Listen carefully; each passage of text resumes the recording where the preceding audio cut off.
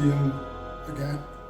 And it's not much of a cable, this one, but very important if you are going to go and add to the string of ZX SuperCap modules. You can daisy chain them, but you need one of these to go and jump with the DC power between the SuperCaps. In this case, you'll see that these are PP75s, which automatically means that they are 36 volts.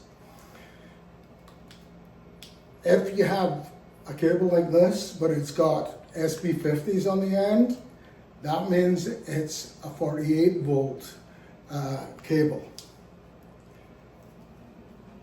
The number will be attached to the unit and on any bagging that we provide with it.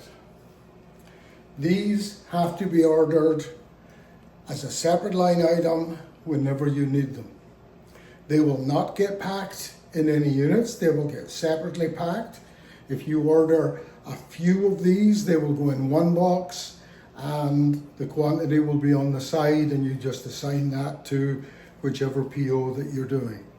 So you just remember that additional ZX caps, you need to have one of these to go and distribute the DC power.